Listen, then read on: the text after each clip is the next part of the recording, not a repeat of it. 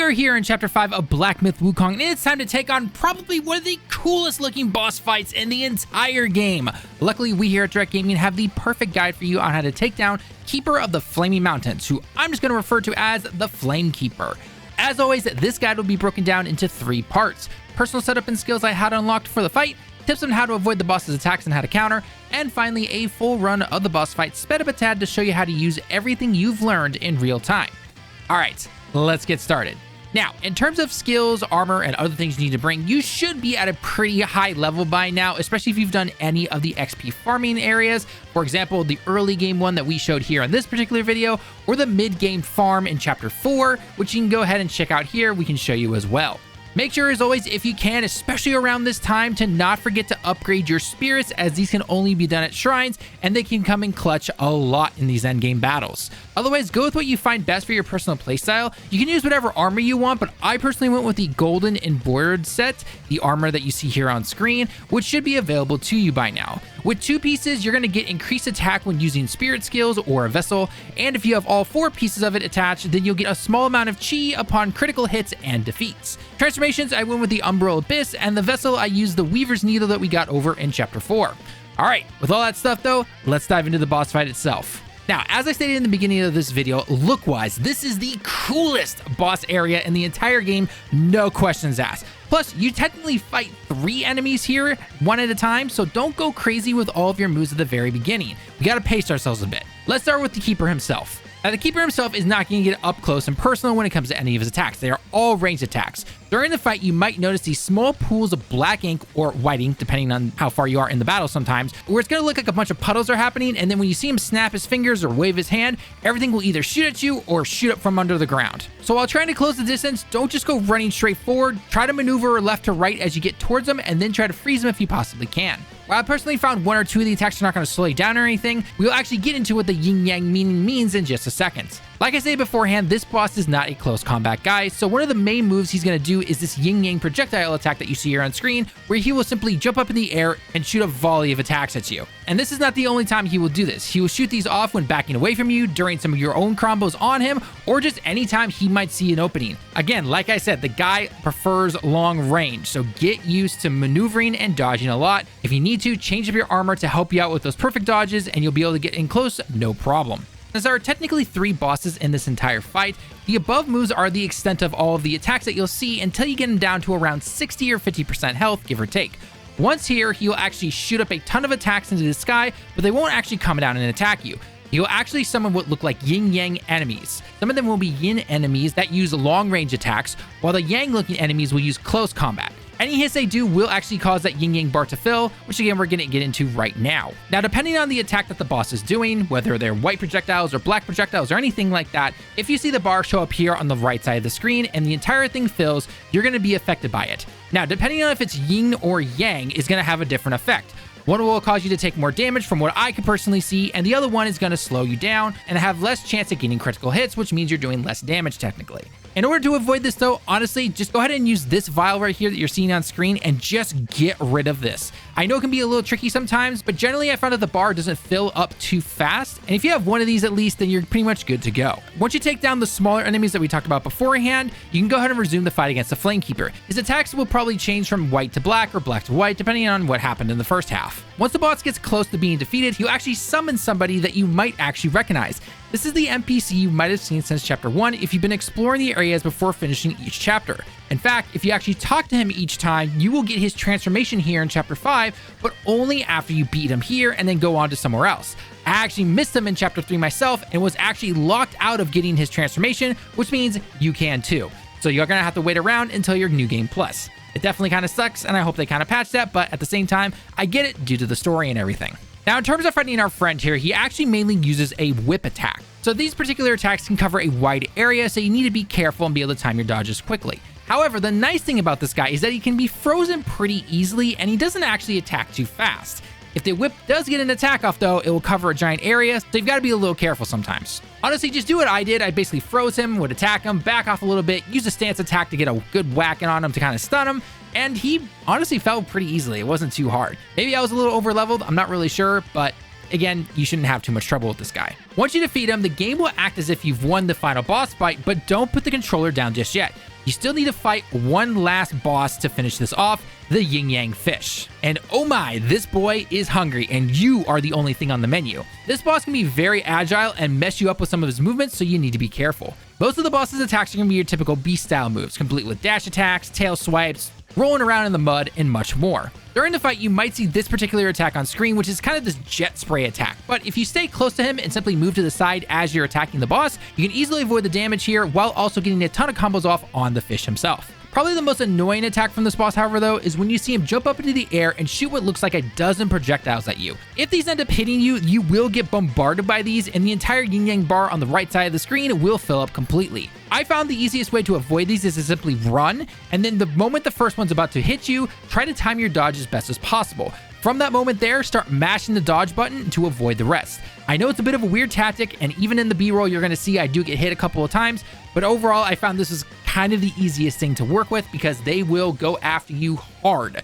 So be very careful. Beforehand, when I was talking about what armor I was using, one of the traits it has was using vessels to increase my attack. Well, I happen to be using the Weaver's Needle here, which is also very helpful. We used it back in Chapter 4, but it can be used here in Chapter 5, as it will constantly attack the boss over and over again, especially if you're close and you happen to freeze them. So you freeze them, you're getting your main attacks off, and the Weaver Vessel itself is getting more attacks on the boss, which means extra damage. Pop some pills for crit damage and extra attack damage, and boom, this boss is going to fall very fast. Overall, though, the fight itself is not actually hard. It can just feel like it's taking a bit of time because the fish will literally come in, try to hit you a bit, and then swim away. So it's just going to take a little bit of time. But overall, it's not too bad. Relying on things again like crit pills and damage pills are going to help you a lot, even with getting basic combos done. And of course, save your focus points up to 3, and then you can go ahead and get some big damage on him and kind of stun him potentially too as well. Combine that with some used pills, and you should be taking this fish down no problem. Now, here's a full run of the boss fight sped up a tad to show you how to take the Keeper of the Flaming Mountains down. As always, learn the attacks and patterns of the boss to make it easier. It's okay if it takes you a couple of tries. If you enjoy the guides, then a like on the video shows us that you enjoy this type of content, and don't forget to check out our other Black Myth Wukong guides and content along with our other videos in the top right corner and pinned comment. Thanks for watching the video. I've been Talon with Direct Gaming. I hope you have a great day and week, and I can't wait to see you all in the next one. Johnny. On your way to death.